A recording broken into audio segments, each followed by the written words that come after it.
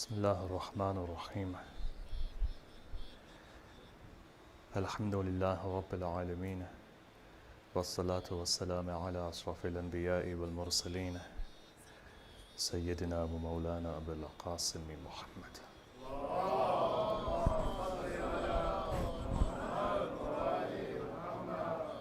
وعلى آل بيته الطيبين الطاهرين المعصومين المظلومين الذين أذهب الله عنهم الرجس وطهرهم تطهيرا.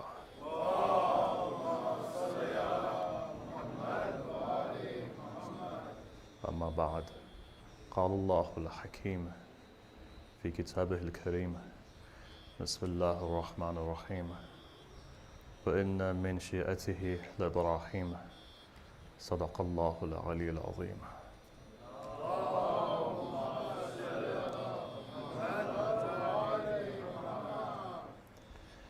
Our series of discussions have gone into its third night. Yesterday we began on a certain theme, and that theme's prevalent for anyone who wants to reconnect with the mission of Karbala. Karbala in and of itself is a university.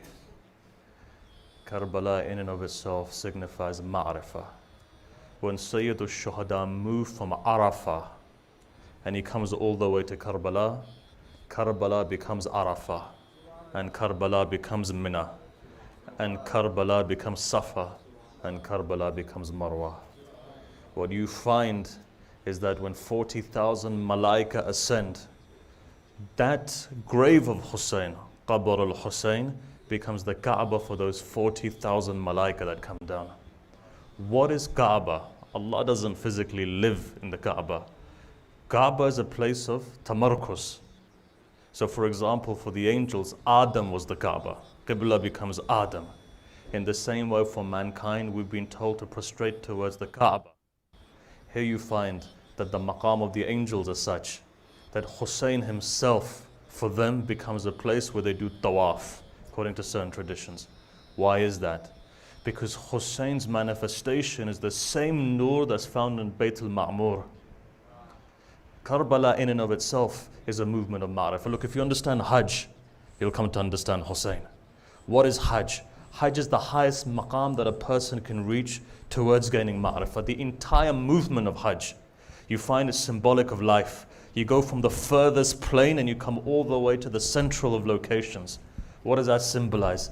It symbolizes all of the maratib of wujud, that from the highest level to the lowest level, from the lowest level to the highest level, you find you come in the center, then you go back out again, and then you come back in again. The entire symbolism there represents inna lillahi wa inna ilayhi raji'un. It's a movement, you go out, then you come back in again.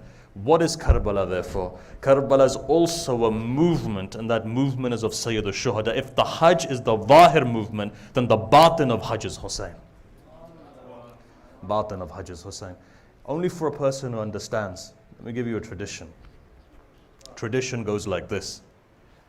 Hadith, it says, one day Amir al-Mu'mineen moves towards the Kaaba. Time was around about Hajj. It says when he's moving towards the Kaaba, everyone is standing there watching this young man pray.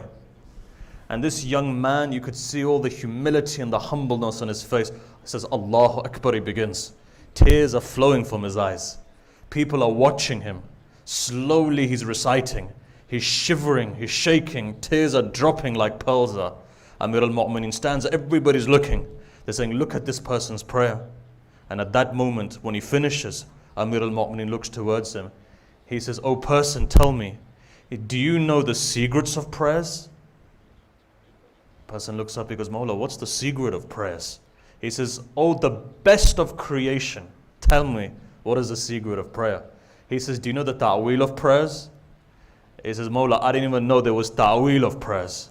He doesn't say anything. He continues with his prayer. Amir al-Mu'mineen begins to walk. As the Imam begins to walk, tradition says, some of his companions were there. They came running to Amir al-Mu'mineen, said, maybe that guy didn't ask, but we're definitely going to ask. What is the ta'weel of prayer?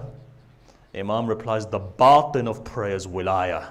What is it? Amir al-Mu'mineen. If wilayah is not understood, then your prayer cannot be accepted in the way that it should be accepted. On the one hand, you find Khawarij who prayed more than any other Muslim. Even today, those people who are blowing themselves up, what do they do it in the name of? Look at how they're praying, look at their beards and everything else. The reason why they're empty and the reason why they're destined towards failure is because they've not understood the balance. And the balance only comes with the wala of Amir al-Mu'mineen. It makes an animal into a human being. And even that's wrong to say. Even an animal will complain, look, we had some form of wilaya within our heart. That's why we submitted when Amir al-Mu'mineen walked. Right?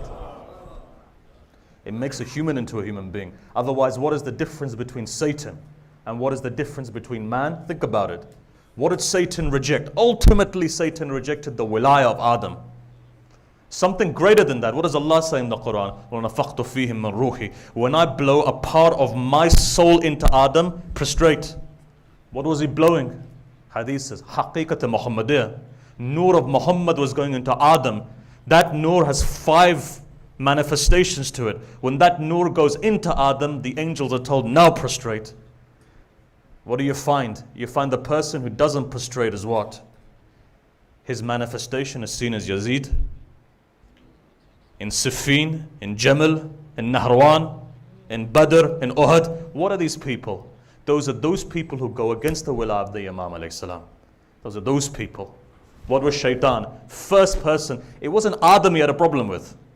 It wasn't Adam. What's Adam in front of him? When Allah blew and that consciousness came and that nur shone. What's that nur? Think about it. That nur is the nur of wilayah that was passed from prophet to prophet to prophet to prophet. Saves a prophet.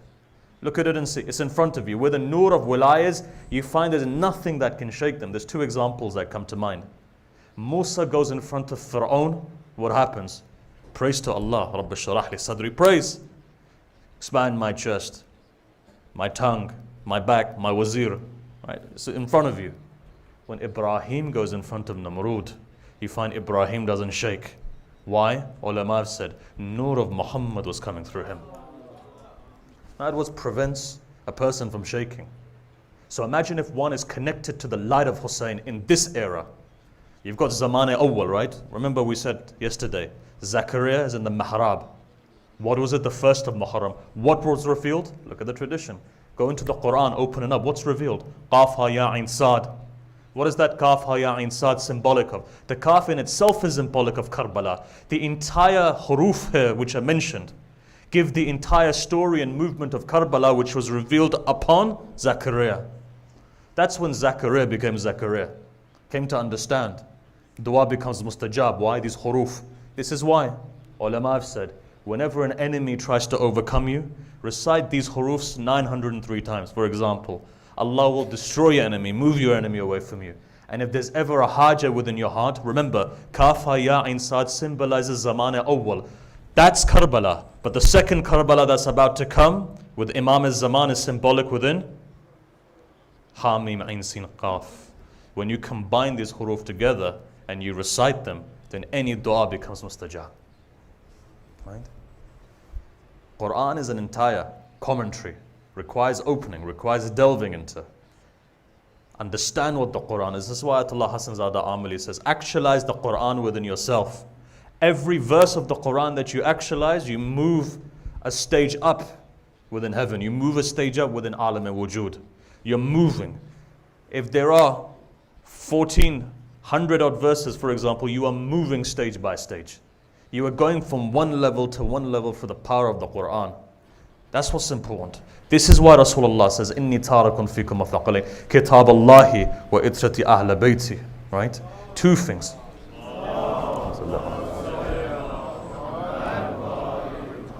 Don't ever neglect the Quran. With the wilaya of Imam, when you look at the Quran, Quran opens itself up in a way that you wouldn't even understand. This is why, you notice, verses in the Quran, go to Yasin. There's a verse in Yasin, if a person's born blind, he recites that verse, his eyesight comes back. There's verses in the Quran that if a person was to recite those verses, they'd be cured from diseases. There's verses in that Quran when if you were to recite it, Allah would make you so rich you wouldn't know what to do with your wealth. All of the Quran in and of itself is a shafa for who? The believer. What is the milak though? Milak is this, Wilaya of Amir al-Mu'mineen. This is why Rasulullah, what does he say? What does Rasulullah say? قُلْ لَا أَسَلَكُمْ عَلَيْهِ أَجْرًا إِلَّا الْمَوَدَّةَ فِي الْقُرْبَى. He could have said, look, everybody claimed to love him. Mizan is not Rasulullah. Rasulullah is given the Mizan. Mizan is Qurba. According to Ahl Sunnah, Qurba is Fatima alayhi salam.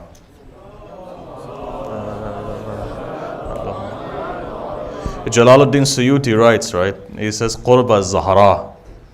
I want to ask Jalaluddin Suyuti, could you tell me who Zahra was upset with? The Mizan is Zahra. Qurb. Qurb to who? Go. Look. Develop the discussion forward. What do you find? Ahlul Bayt needs to be there. Quran needs to be there. Quran can't understand without Ahlul Bayt. Look, Quran itself says, for some people I guide, for others I misguide. You've got a lot of misguided people in the world who read the Quran and do very stupid things. Right? You don't see them shaking mountains. What do you find? They're doing other things. Quran is a guidance for some people, is a misguidance for the other. But you find Ahlul Bayt is that mizan, that anyone who comes through the lens of the Ahlul Bayt is guided. Anyone who comes. This is why you've been told.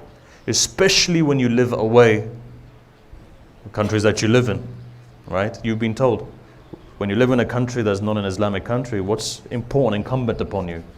Attract people towards the true religion. Attract people towards the true faith. What do you do though? Look at the hadith. You just give one saying. You don't need to give an entire book to somebody. Just give one saying of the Imam. You'll see what? You'll see the Imam himself's responsibility is to grab a person and bring him through. You know, I remember last year, right? This time last year when we were leaving, I was leaving my house to go and recite. I had a neighbor. The neighbor was Orthodox Christian. So I was leaving. A couple of weeks before that, I had a discussion. Again, I was leaving again. I'd leave a lot, stay very little at home. So as I was leaving, neighbor says to me, look, you know, where are you going? I said, Arafah. I said, fine. I met the same person back again on the 1st of, when I was leaving just on the 1st of Muharram. Before that, met this person. They said, look, you know, we don't know anything about Arafah. But said, I went and Googled it. I came across a dua, a prayer. That prayer was the prayer of some person called Hussein ibn Ali. It's not something that happened 100 years ago. There's something that happened last year. This person says to me, I started reading this prayer. When I read this prayer, it had such a profound effect on my heart, tears started coming into my eyes. After that, I decided, since I was an artist, I decided I wanted to paint. So I decided to paint. And I painted, and I painted, and I painted. He says, I want to show you something before you go. Went inside, had been 2 or 3 weeks. Went inside, saw a picture, looked at the picture. I said, that looks to me like Sayyid al-Shuhada. You feel it, right? Obviously, it wasn't the real picture. Nobody knows how he looks like. But from the heart, this person painted. Anyhow, I left it and I went. After Ashura, just before Arba'in, came back again. Same person says to me, I want you to come in and see this painting. Came in and saw the painting. Again, it was developed. This person says to me, wherever I've been with this painting, everyone comes and asks me who this beautiful person is. And the only thing I can recite is, only thing I know about this person, his name is Hussein and he was martyred in Karbala. This person, 3 months after that, Fatimiyya comes along. Again, I see this person, says, can you come in? I said, what's happening? Says, again, I'm trying to paint this picture. Hasn't been finished. Oil painting apparently takes days to dry. Again, they said something to me. They said, ever since I read about the tragedy of Hussein, there's a burning feeling in my chest that until those tears don't come into my eyes, I don't feel quenched. At that moment, I sat down, put my hand on my head, and I said, I just remembered one thing. Inna laqatal al-Husayn hararata fi qulub al-mu'minin. I said, I don't know who a mu'min is, but here I can see an Orthodox Christian crying over Hussein. Why? Because the impact hits the heart. All you need to do is just to give that small message of Hussein. And Allah takes care of everything himself. This deen is not ours. This deen is Allah's. You don't need to force anybody. I always say, as a joke, heaven is enough for me, man. I don't need to share it. But the fact is this. I'm not going to go out there and become an evangelical spreading. It's not for me. Just give a hadith. Just give a hadith. I don't need to force you. I'm going to put a stand out there. I just need to tell you one thing. Who is Hussein? And I'm using this term after 7-10 years. Who is he? How great is he? What is he? Imam is that powerful. Let me give you a tradition, right? Hadith says, when your master reappears, what's the first thing he's going to do? Comes to Mecca, goes to Medina, establishes his Khilafat where? Kufa. First thing he does, in his first sermon, after that, what does he do? Recites the Masaib of his Jad. He says, "O people of the world, Ya Ahl al-Alam, people of the world, Inna Jaddi al-Husayn, Qutilat Shana. My Jad Hussein was killed thirsty." Right? He says it. I want to ask you a question. When a president or a prime minister ever comes, his first inauguration speech is the most important speech.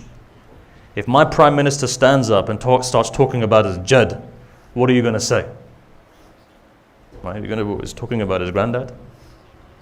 Or she's talking about her granddad? What does that tell you? That tells you there's only one other conclusion there. And the conclusion is this: your youth will have done such a systematic work that every single person on this planet will know who Imam Hussein is. Only 5 years ago, people didn't know what Muharram is. Go and look at the UK today. Nicola Sturgeon, Prime Minister, ministers are tweeting about Muharram. That's the beginning. Don't look at it just the fact that they're saying, this is your first month. No. Look at it and see how things develop. You may have seen a picture last year. Nicola, First Minister, was standing there with a flag from Iraq. Red flag. It's the beginning, right? It's the start. The question is asked, what is this flag? Hussein. What is the next message? Who was Hussein? Go look today. YouTube, Google it. Scottish Parliament, Imam Hussein. All you need to Google. 36 minutes in the Scottish Parliament, they're discussing who Imam Hussein is. First ever parliament in the entire Western world. In fact, if I can say the whole world, whoever spoke about Imam Hussein for 36 minutes. No Islamic country has spoken in their parliament for 36 minutes about Imam Hussein, like the Scottish Parliament did. And the reason being is this, that 5 youth decided to get up and they went and gave their blood in the name of Imam Hussein. And all of Edinburgh was thinking, who are these people giving human beings their blood? Message of Imam Hussein is not just about Shias, it's not just about Sunnis, it's just not about people of faith, but the fact is this: the message of Imam Hussein is so primordial that it is about every single human being, and every single human being feels Imam Hussein in their heart. That's what the difference is. This is why 40,000 or 30,000 Hindus in Lucknow come and they beat their chests and they walk for 25 hours barefooted. Let me ask you a question. Which Shia can walk for 25 hours with a candle in their hand? Go and see your Hindu brothers. They can do that. Right? Can you do that? 25 hours? Couldn't do that. How can they do that? Let me give you a story. You know when Daesh attacked Iraq? One of the Indian papers I was reading, there was an interview that was done. In the interview, a woman who was a Rajput, she was asked, what do you think of this? You know what she said?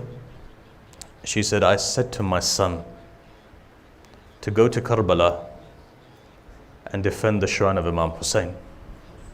So the question was asked. I said, but you're a Hindu. She says, I may be. But I've seen the miracles that take place when the flag of Abul Fadl al-Abbas comes out. You know what she says? The interview is all there. She says, Muslims have a tendency to betray the Imam. I'm making sure that my Hindu son goes there so there's no betrayal. Right? When does that happen though? That only happens when people understand. What is our wadhifa? What is our responsibility? Our responsibility is to make sure we spread that message. Get that message far and wide. Make sure we're spreading that message to people. That's what the most important thing is. Get that message out there. Don't leave it in the 4 walls confinement. Hussein is such a magnet. Whoever it is comes towards Hussein. However they are, comes towards Hussein. That is Hussein. What is our responsibility? Take it out there. You've got the biggest power. You don't need to go sit somebody down and cram in their mouth theology and philosophy. World doesn't convert because of theology and philosophy. Human beings convert. Why? When heart touches heart. It's a movement of the heart. What did Imam Hussein do? In Karbala, the biggest living miracle took place. Islam's biggest living miracle is what? Quran is a miracle, yes, timeless. But not everybody understands the miracle of the Quran. But when 30 million people walk from Najaf to Karbala 1400 years later saying Labbaika Ya Hussein, that is a living miracle. Tell me. 1400 years later, you can't even remember your great-grandfather's names. $100 for anybody who can right now tell me who their great-grandfather's name is. In the panic, you'd probably forget. But if I was to ask this young man here sitting, maybe 7, 8, 5, 6, however many years old they are, what happened on the day of Ashura, all of these kids are going to say, at Asr time, Hussein was killed. Have you ever seen Hussein? Do you know how tall he was? Do you know what he ate? You know nothing aside from what's written in the books. You read from a book about Hussein, but what is it about Hussein that connects into your heart? Truly Imam Hussein created an inqilab. Inqilab goes back to qalb. The power of Hussein's movement was such, he didn't go to topple any government, that wasn't his aim. You know, when people talk about the fact that Hussein went as a politician, Hussein went to topple a government. If Hussein wanted to topple a government, he would have toppled the government. He's the son of Zahra. If Hussein wanted to go and take Yazid out, he would have taken Yazid out. If Hussein wanted to go and eradicate dhulm, he would have eradicated dhulm. Imam Hussein's primary maqsad wasn't to eradicate dhulm either, otherwise there wouldn't be any dhulm in the world. Walayat taqweeni. Imam Hussein went to revive the hearts of the people so that today people's consciousness arise. Today you see that. Even you sitting here today, you can feel the power of Imam Hussein. All you need to do is look into your heart. 1400 years have gone, but I guarantee you this. If you were to look into your heart, you can feel the power of Sayyid al-Shuhada within your heart. Why is that? Because Hussein is alive today and Yazid is dead today. Right. Recite a salawat and come forward, please.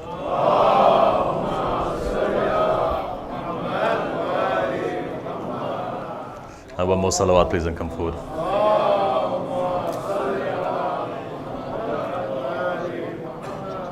One more salawat, please.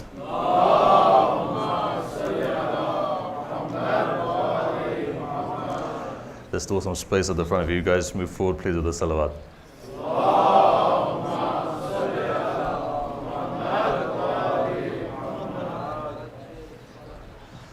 And just slightly move forward, please. Otherwise, the brother's going to come out into case. So please, you can move forward.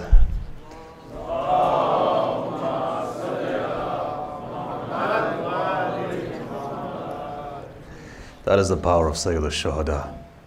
It's a living miracle. It is the biggest miracle that today you see. People don't cry for the sake of crying. They cry when their hearts are touched.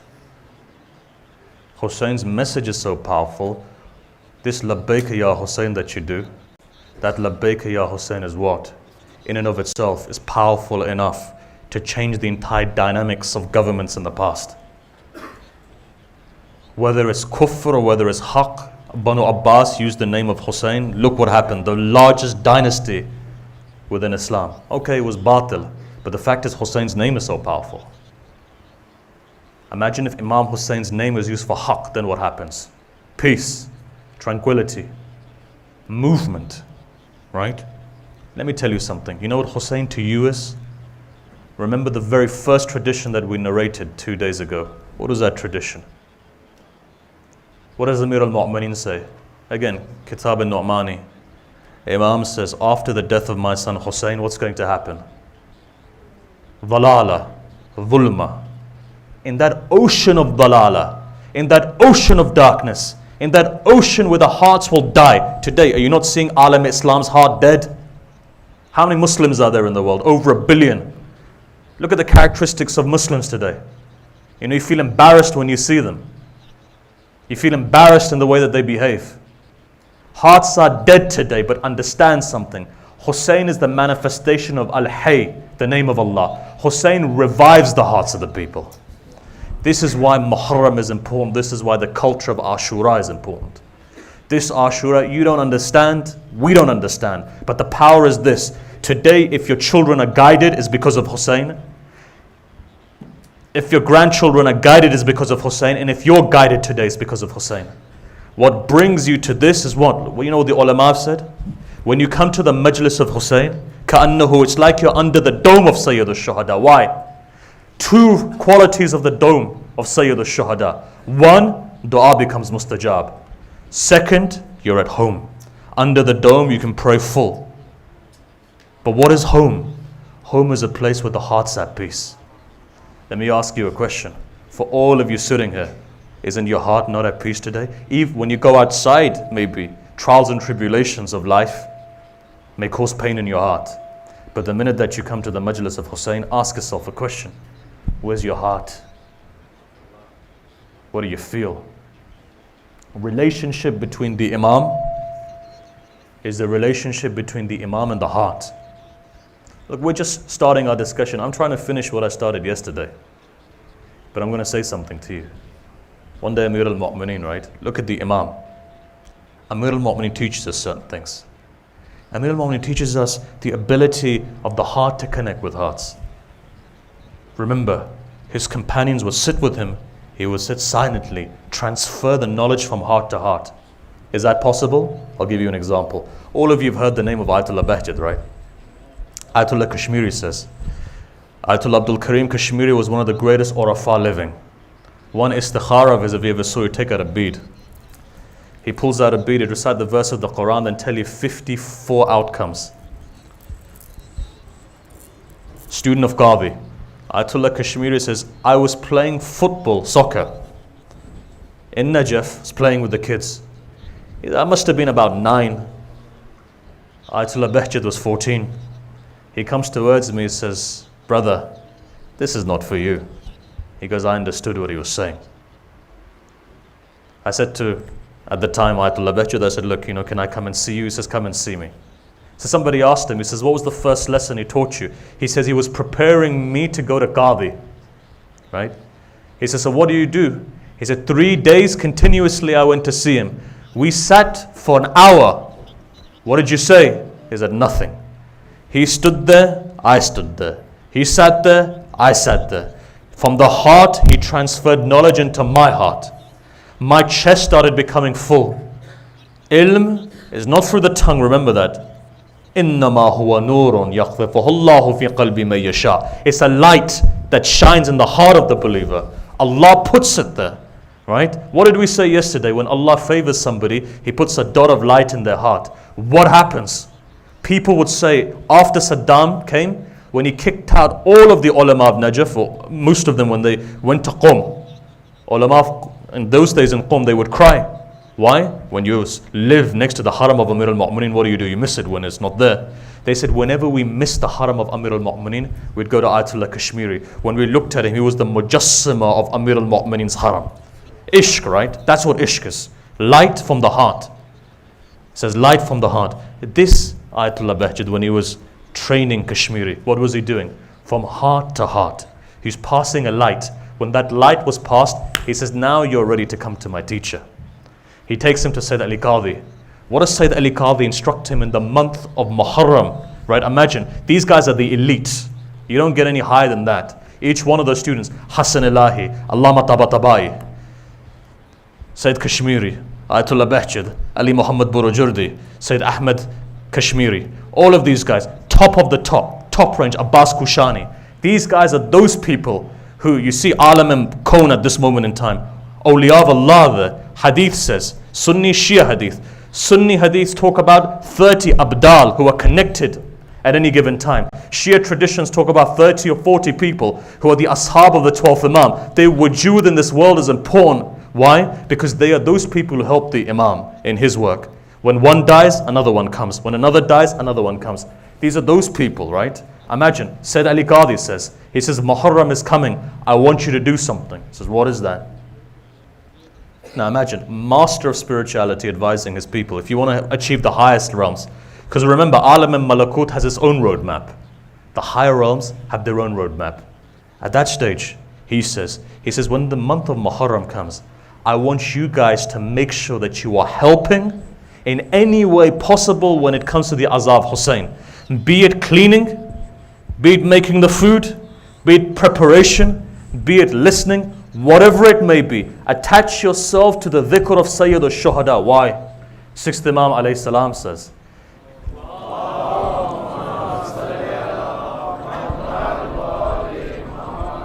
He says, attach yourself. Attach yourself to our dhikr. Why? Because we come to your dhikr. Imam comes. What is Muharram? Muharram is just that. If you want to develop that connection, the first stage of connection is service. So let me give you a story. This is where it starts. There was one companion of the fifth Imam, Abu Harun, very famous companion. Thing was, he was blind. Right? Blind. They said the fifth Imam's time, Abu Basir. In every way, Abu Basir was Basir. Basira, very famous. 16,000 traditions from Abu Basir. Even within the Sunni corpus, you find traditions from Abu Basir. Abu Basir was a faqih, lived in Kufa. So he says, look, let's go to Medina. Let's go and meet the master. They go meet the fifth Imam. They say Abu Basir goes forward. Abu Harun is coming. He had a stick, he was coming. He says, when the Imam was sitting there, the fifth Imam, he says, Abu Basir, I want you to do something. He says, what is it? He says, can you stand next to the door? He says, what do you want me to do standing next to the door? He says, go stand next to the door and ask everyone where Imam Baqir is. Now, if it wasn't for the tradition, I wouldn't say it. The tradition says, but Mawla, people are going to think I'm mad. He says, go and do it. Imam stands also next to the door. Imam is standing there, Abu Basir is standing there. One person comes in, he says, do you know where Imam Baqir is? He says, no, comes inside. Second guy comes, he says, you know where Imam Baqir is? He says, no, goes inside. Third guy comes, he says, you know where Imam Baqir is? He says, no. 3 were finished, now the 4th one is coming. Who is it? Abu Harun. Stick in his hand, trying to find his way, stops on the door, Baba Jibreel, question is asked, do you know where Imam Baqir is? He says, standing right next to you. Abu Basir looks up and he says, you're blind, how do you know? He says, Abu Basir, the connection with the Imam is not these eyes, it's these eyes.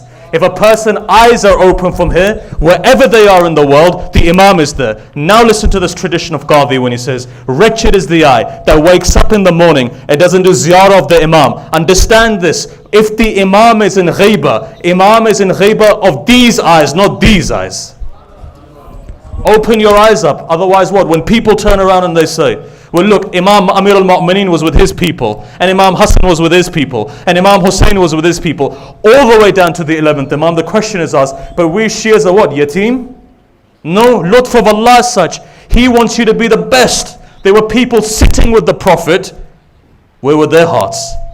And there are people who were sitting in Yemen, Awais Qarani. Where was his heart?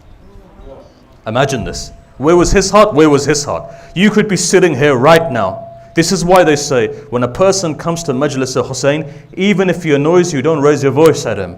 You don't know which wali Allah is sitting next to you. Allah himself says, I protect my wali. 8th Imam says, you know what 8th Imam says? He says, I curse those people who come and they upset my wali. You don't know. Sometimes it's better just quietly go out. You know why?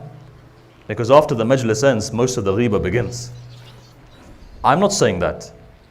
Ibn Ta'us narrates Amir al-Mu'mineen from Kumail. Right? Everything I'm saying, I'm back it up. Kumail, Ibn Ta'us is saying Amir al-Mu'mineen gave me 40 signs before the Dhuhr. He says, Akhir al-Zaman will be a time, you will see people filled in the centers, but the purpose of their coming will be what? Ghiba of one another. And they'll have bughd in the hearts for one another. They'll be standing shoulder to shoulder in prayers, bughd in their hearts for one another. Isn't that haqq? I can close my eyes and tell you what my Mawla says is on my eyes. This is that time. How much ghiba happens when the chai comes out. Everything that we've earned, we've lost it. This is why ulama have said, listen, beat your chest, go home. Why? Preserve all of that you've held. Don't let it go out of your hands. Not like quicksand, it just goes out of your hands. What is it? These eyes. These eyes? No, these eyes. This is the eyes that you see the Imam with. The eyes of the heart. Why? Because the heart is that sees the haram of Allah. And where does the Imam rest? You know Amir al-Mu'mineen was born in the Kaaba, right? If this Kaaba here houses Allah, then the wilayah of the Imam is also housed within this chest. Right? Let me take you to another tradition. Abu Harun, same person. Now comes the time of the 6th Imam. Stories in front of you. An entire group from Isfahan come. When that group from Isfahan come, it's the time of the Abbasids. They come to the 6th Imam, they say, Mawla, we are your Shia. He looks up and he says, are you Khalilullah? He says, Mawla, what do you mean Khalilullah? He says, haven't you heard of the verse of the Quran? وَإِنَّ مِنْ شِيَئَتِهِ لَإِبْرَاهِيمَ. He says, Ibrahim was our Shia. Are you Khalilullah? He says, but Mawla, we're ready for you. You just give us the hukum and we're going to go and we're going to fight for you.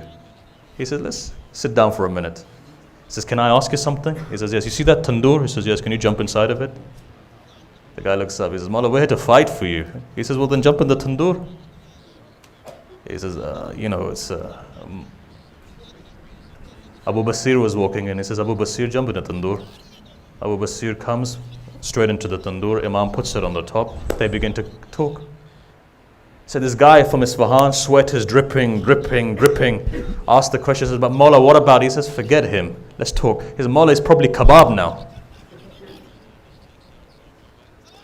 He says, open it up. He opens it up. What's Abu Harun doing there? He's sitting there. Nothing has touched him. You know why? Wilayat is this. Wilayat means when the entire universe submits to you. What happens though? Milak is this. Go back, 8th Imam, your Mawla is saying. Your 8th Imam is saying, whose ziyarah is the most afdal from every, Ayatollah Khoui said. If Hussein ibn Ali's ziyarah every step is 1,000 Hajj, 1,000 Umrah, even more than that is the 8th Imam. Why is that? Gharibatus, Gharib al-Ghuraba. Only the khas will go. Only those people who are the khas will go. That 8th Imam of yours says what? Your 8th Imam turns around and says what? What does he say? Look at the tradition. If Abu Harun here is playing, Wilayat is what? He talks, when he gives the entire tradition to Ibn Shabib, he gives 3 things. He says, Ibn Shabib, remember, you do what we like and you stay away from what we hate. What happens? You do what Ahlul Bayt like, you stay away from what they hate, you become Sahib al-Wilayat as well. How do these Urafah achieve that rank? Very simple. You follow the Ahlul Bayt's roadmap, you too will become Sahib al-Wilayat. Difference is this though. Your Wilayat and Amir al-Mu'mineen Wilayat, there's a difference. Stories coming to mind, I'll tell you the story. Some of you have been to Delhi, right? You go to Delhi, you go to there's an entire shrine of Nizamuddin Awliya, which is there. Sufi saint. In the shrine there's a story. Story in the shrine goes like this. A man comes up to Nizamuddin, Chishti order. Comes up to Nizamuddin and he asks him a question. He says, what is the difference between your wilaya and Amir al-Mu'mineen's wilaya? Ali ibn Abi Talib's wilaya. Because you claim to have wilaya and you can do karamat. And Ali 1400 or 1100 years ago, whatever it was, he also has wilaya. And Nizamuddin Awliya looks up and he says, let me answer this question for you. He said, the answer is very simple. You know when you go into the court of a king and you sit down on the table of a king and the king says, let's have dinner together. And the king eats and you eat. The very difference is that the king eats his own food and he gives his food to whoever he wants to give it to. We eat from the food, but we know the food is the king's food. Wilayat is Amir al-Mu'mineen's. Whoever he decides to give it to becomes Waliullah, and whoever he takes his wilayat from becomes Lanatullah. That's the difference. Right? Ali's wilayat is important. So let me take it further. What does here Ayatollah Bahjuddin say? Somebody came to him and they asked him. They said, you know when you talk about salah, prayer, which prayer is accepted? The one with 100% focus? He says, listen, 100% focus is for Amir al-Mu'mineen, not for me and you. For you is to pray awwal waqt. Why? Then he continues and he says, if you pray awwal waqt, I guarantee you taqweenan, his words were, you will reach the highest levels. In 40 days you start seeing a difference. Why do problems befall a person? Many people ask, they say, look, you know, we're fallen into problems. 90% of those problems are because of our own causes. And we blame it on Allah and say it's a test from Allah. Tests from Allah are there to elevate the maqam of a person. If a person's maqam is not being elevated, it's the sins caused by us. But the best way of alleviation of that is if a person prays awwal waqt. I'll give you an example. Ayatollah Bahjud would say, it's like lemon. The longer you leave it, the more bitter it becomes. Your prayer becomes heavy the longer you leave it. Pray it awwal waqt and it's beautiful, it's sweet. But the longer that you leave it, what happens? It becomes heavy. Try it. If 40 days are difficult, try for these 10 days. You'll see Allah starts removing difficulties from your pathway in such a way that you start flowing, right? This is why, do you think Amir al-Mu'mineen and Sayyid al-Shuhada, why are they reading Awwal Waqt? They've already been guaranteed heaven. If they're reading it, there's a secret behind it. I'll give you this story comes into mind, right? Ayatollah Marashi Najafi. You may have heard of him. Ayatollah Marashi was a very big scholar. He was a student of Murtaza Talagani. Ayatollah Bahjat said, if he's not like Qadi, he's nothing less than Qadi. Murtaza Talagani. Murtaza Talagani trained Ayatollah Marashi Najafi. He was also the student of Murtaza Kashmiri, the first one. Ayatollah Marashi says, he says, look, you know, one day I was sitting in the haram of Ma'asam Qawm. Now, Ayatollah Marashi is a big figure. And he says, as I was sitting there, it was a time for prayer. So I prayed and a young man comes in. He must have been about 18 or 19. And I was watching him pray. He stands there, Allahu Akbar, and like a train, bang, bang, bang, bang, bang. Right? Finishes his prayer. Literally 1 minute had gone, bang, bang, bang, bang, bang, finishes his prayer. So Ayatollah Marashi looks up, some of our youth do the very same thing. Bang, bang, bang, bang, bang, finishes prayer. Ayatollah Marashi says, come here. Now this youth knew. He goes, this guy's been watching me. But he was a Shia as well. Shias are very clever people, as he calls them. He says to the youth, he says, what were you doing? You know what he replies? He says, I was telling my creator that I'm not a baghi. I was telling my creator that I'm not a baghi. He says, prayer, you know your Jad knows. You know your Jad knows. For me, it's enough to say to my Allah that the ni'mah that He's given me, I'm still with Him. I haven't left Him. Ayatollah Marashi begins to cry. Sits down and he says, my 30 years of study on one side, and this youth's answer on another side. What is he saying? Allah, I'm not a baghi. I put my head down to you to tell you that I'm still here. Okay, I pray like a Ferrari runs on a track, but that's okay. Why is that okay? Because the batin of namaz you know and your Jad Amir al-Mu'mineen knows. At least I'm praying. Same thing that Ayatollah Bahjat said. At least pray. Pray awwal waqt. However you prayed, pray. You will see you'll perfect as time goes on. Why? Promise of God. You start off like a train, but slowly, slowly Allah perfects you. Try, begin. Why is that important? Connection of the heart. Your prayer connects you to Hussein ibn Ali. It's ajib, right? Connects you to Imam Hussein. That wilaya comes into your chest, connects you towards Allah. Fastest route to Allah is what? Azab Hussein. Remember wasila. What blocks you from Allah? Your sins. What destroys your sins? Hub of who? Sayyid al-Shuhada. What blows your sins apart? When Zahara is happy with you. I'll give you a tradition. Our time is flying by. Give you a tradition. We talked about the time of confusion. Time of confusion. But you know what? The same example of confusion happened with the angels. When? They say that when Allah said, Inni ja'ilun fil ardil khalifa. I'm going to create a khalifa on this world.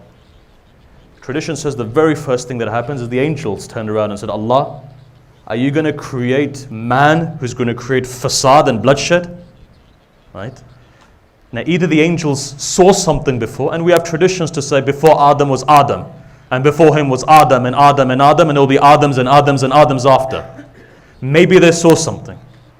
So what did they say? They said to Allah, these people this Adam is going to create bloodshed, going to create fasad. Now was it all of the angels? No. Many of our ulama say these were the angels, Malaika Zamini, in the world, not the Malakut and Jabarut, the Jibrail is.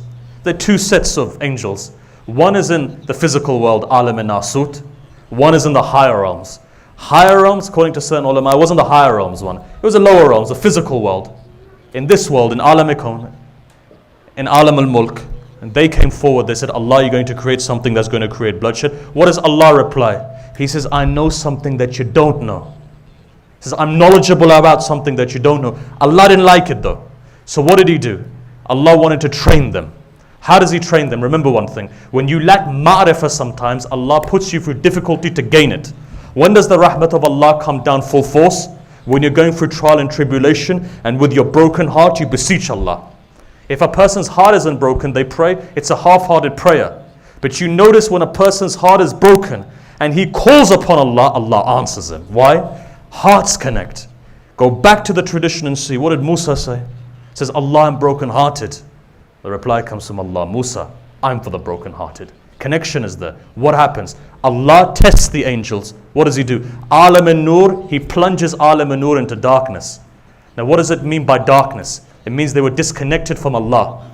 Initially they were connected, connection breaks. 7,000 years they worshipped Allah then. Allah created for them Bayt al-Ma'mur for the purpose that they would go around in the 4th level of heaven to worship Allah. They say 7,000 years later, we don't know what type of 7,000 it is. In the tradition it says 7,000 years later. You recite a salawat please, and these kids can sit down.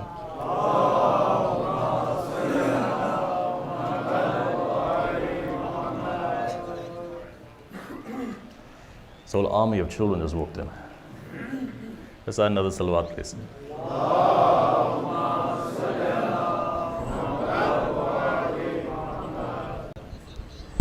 7,000 years later, what happens? The tradition says, Bayt al-Ma'mur holds a nur. When Allah created Bayt al-Ma'mur for the angels to go around, He put a nur in there. They did tawassul of that nur. That nur's connection they found on the arsh of Allah. In the tradition it says that 7,000 years later, remember every 1,000 represents one time you go around the Kaaba. 7 times you go around the Kaaba, symbolizing the repentance of the angels. As they repented, what happened? They say, Alam, it was Arsh of Allah, they looked up. Absolute darkness. All of a sudden from the Arsh, a kandil, a light comes. From that light, a light shines. When the light shines, the entire emporium and the entire Arsh of Allah lights up. Angels go into prostration. They say, Allah, what is this light? He said, you've been taking tawassul by certain names. Says that this light that's shining, the kandil is from the nur of Fatima. And the light that shines is the light of Hussein. Understand this. What is Hussein? Misbah al-Huda was Safinatun Nijaat. If in the darkness 2 wasilas come of Zahra and Hussein, then imagine this, in this day and age there are 2 wasilas which are important to take a person towards Allah, and that is Zahra and Hussein. In this world. Look, I'm going to close our discussion there. For me to start, what I'm about to start is going to take me at least half an hour to explain. I'm going to give you that thought, hold on to that hadith.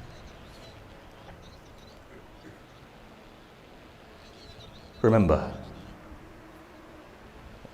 guidance in darkness comes through the tawassul of Zahra. If you ever find yourself that in the deepest, darkest moments of your life, you have nowhere to exit, go to the light of Hussein. Gladden the heart of Fatima alayhi salam. Gladden her heart. How? Very simply. Whenever you feel that any tragedy is going to befall you, gladden the heart of Zahra alayhi salam. How? Cry for Hussein. Remember what we said on the first night. There are certain people that Hussein loves. When Hussein loves somebody, what happens? When Zahra alayhi salam loves somebody, what happens? They wait for a moment to come when Hussein's name is mentioned and tears come into their eyes. Look, I don't even need to see anything more than that. I'm just going to say to you one more thing. If you want to know how much wilaya you have in your chest, ulama have said, look at yourself and see. If Hussein's name is mentioned and tears come into your eyes, that's the level of your wilaya. And if those tears begin to drop, you know your maqam is great. And if that voice is raised, then what? The only thing we can say is this. The entire Karbala that we cry for is to gladden one person's heart. Why? Because Hussein had no mother to cry over him.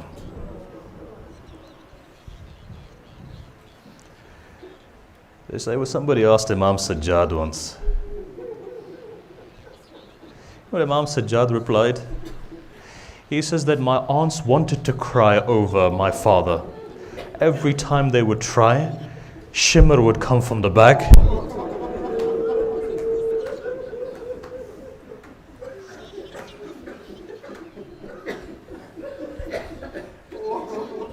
May Zahra accept your tears.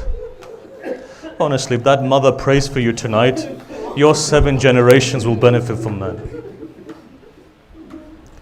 You know what Imam would say? He would say that they would try and cry. If you listen to the hadith, if you read the hadith, you'll see how painful it is. You know what they say? They say once Sayyidah Zainab was standing there. When tears came into her eyes, somebody came from the back and they hit her from the back of the... At least Zainab, you look... But you know what really made Imam cry? What really made Imam cry was Sakina. You know, they say one day he was sitting there in Medina, he was crying. Somebody comes to him and they ask him, they say, Mawla, why are you crying for? You know what he replies? He says, oh person, I miss my Sakina. He said, what do you miss about her? You know what he replied? He said, the day was the 11th of Muharram. Umar ibn Sa'd had put me under the sun. My chains were burning me. It was coming into my neck. As I said, my 4-year-old thirsty sister comes with water. She puts the cold water upon my chains. She doesn't drink herself.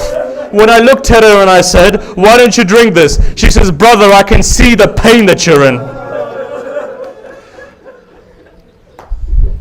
Says, Mawla, what else do you miss about Sakina? You know what he replied?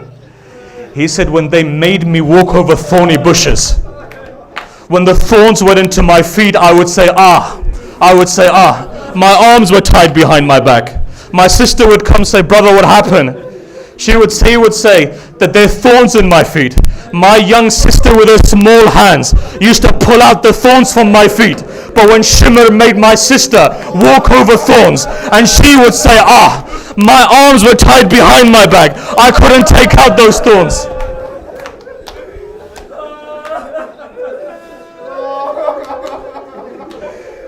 Today is the 2nd of Muharram. The caravan of Hussein is coming to Karbala today. This is that night. You know what the tradition says? Tradition says as Imam Hussein comes to a piece of land, all of a sudden his horse stops. He changes his horses, the horses don't go. Imam gets off the horse. As he gets off the horse, they say that Zainab comes running, Sayyidah Zainab. She says, brother, let's leave this place. He says, why? He says, your Sakina was sitting on the floor, dirt was going into her hair. As dirt was going into her hair, she says, I was smelling this dirt and your blood was coming from this dirt. Imam Hussein says, call the inhabitants. Look, I'm going to recite slowly. You take a deep breath. Continuously crying is only Imam Zain al-Abidin's job. But remember, whenever your heart breaks, ask from the tawassul of Hussein and see how Zahra accepts your du'as. Calls a person over, he says, what is this land? Some person says Nainawa, some person says something else. Continues, eventually gets to a stage where one person says, Karbin wa Bala. In one tradition it says, Imam looks at the ground of Karbala, says, after today you won't be Karbin wa Bala anymore. When my blood falls on you, your floor will become shafa. Dirt will become shafa. You know, somebody asked a question.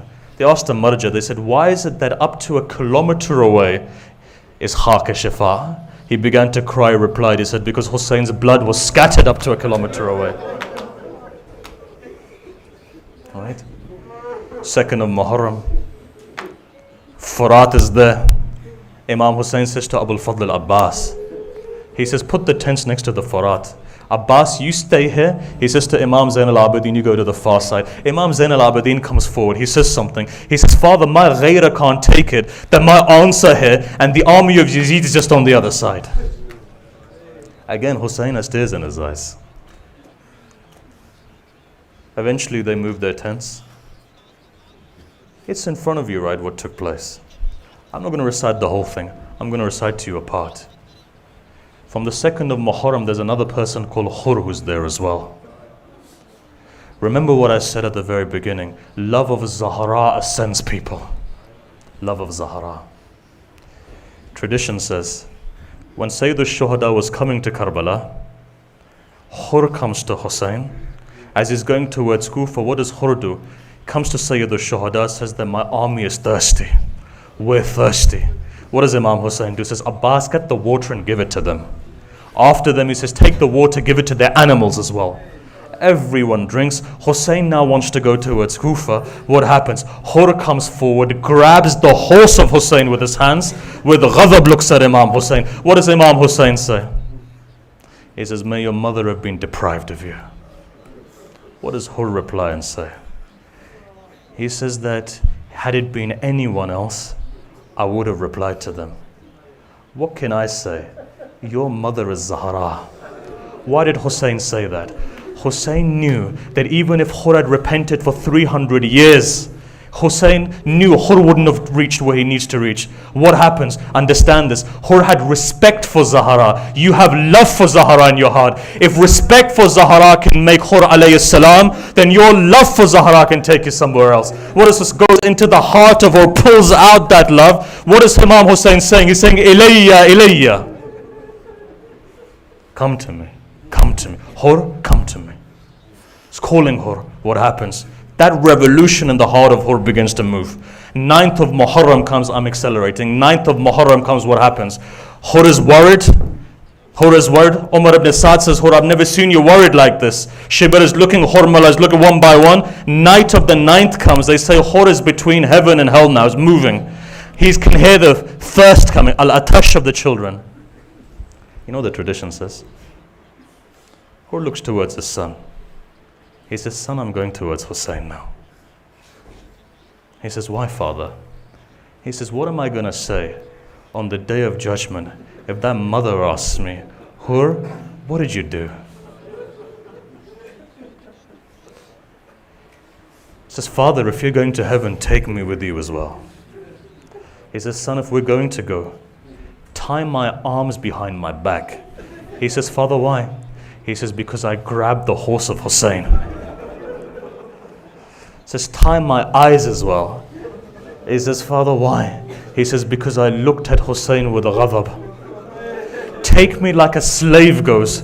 They say Hur is on a horse, hands are tied behind his back, eyes are covered. All of a sudden, son looks up. He says, father, Abul Fadl Abbas is coming.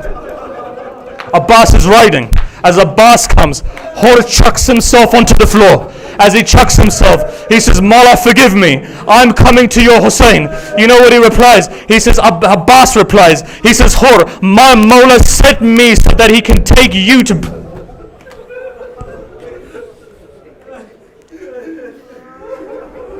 Abbas takes Hur. You know what Hur does? Hur chucks himself onto the feet of Imam Hussein. Imam Hussein takes both of his arms and lifts him up. Unties his arms, unties his eyes, hugs Hur. Hur begins to cry, falls on his feet. He says, Mawla, forgive me. He says, why? He says, when I grabbed onto your horse, I could hear Zainab crying. Says, forgive me. Mawla, forgive me. You know what Imam says? He says, I forgive you, my mother forgives you. He says, if you truly have forgiven me, I want just one thing from you. He says, what is it? He says, I want to send my son into the maktab to fight for you. He says, but before my son goes, I just want to do one more thing. He says, what is it? He says, I want to go to Sayyidah Zainab and ask for forgiveness. He says, Hur says, fine. Hur goes behind the tent. Abbas is standing there. As he's behind the tent, he just says one thing. He says, daughter of Zahra, forgive me that I made you cry. They say as he said that, the women began to cry. Hur chucks himself onto the floor, takes his amama off, puts the dirt in his hair. He says, Hur, how wretched are you? twice now you've made the daughters of Zahra cry. What are you going to say on the day of judgment? At that moment, Sayyidah Zainab says, Hur, don't worry about it. Says Hur turns around and says, he's a daughter of Zahra. Will you intercede for me? She says, I will intercede for you on that day, that when my mother comes onto Mahshar and I will say that Hur repented, I will intercede for you. At that moment, Hur then says, son, go into the battlefield. At that moment, son goes into the battlefield. Son begins to fight. I can't narrate everything, but a time comes when a soldier comes, grabs something in his hand, hits the son of Hur on the back. Son of Hur falls onto the ground. As he falls onto the ground, he gives his final salam. In the tradition it says Hur falls onto the floor, and on his knees he tries to stand up. He falls again and he tries to stand up, makes his way towards his son. As he goes towards his son, the tradition says, what does he see? He sees Sayyid al-Shuhada sitting there, and as he's sitting there, he says, Hur, why don't you go away? I'll take your son towards you. Hur says, Mawla, why did you come to my son for?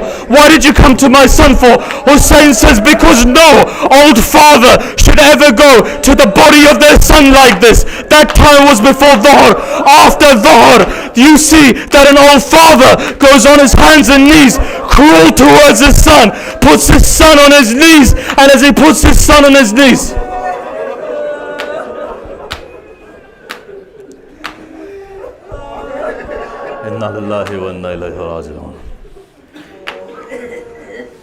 for the sake of Muhammad and Ali Muhammad, may Allah accept our worship today. I'm going to take one wasila. You do dua. In the way that Hur repents to Imam Hussein, Mawla, forgive us if we've not been able to give condolences to Zahra in the way that we should. One wasila. Hussein is a broken father, the tradition says. One Christian narrator narrates, he says, 2 times I felt very bad for Hussein. He says, when was it? He said, the first time was this, when I saw an old father lose the ability to walk. As his son fell to the ground, Hussein fell to the ground. And as his son gave final salam, Hussein couldn't find his son. He was crawling on his hands and he was crawling on his knees and he was saying, son, answer me, where are you? My eyesight's gone. He said, the second time I felt sorry for Hussein's body was this. He says that when Shimr was walking and his 4-year-old girl was standing in the maqtal, he says Shimr with his hands slapped Sakina in the face so hard that she began to spin. She fell on the floor. She fell on the floor in such a way. 40 days later, when Hussein's head was brought to Sakina, the first thing Sakina says is this: Father, forgive me that I stutter when I speak.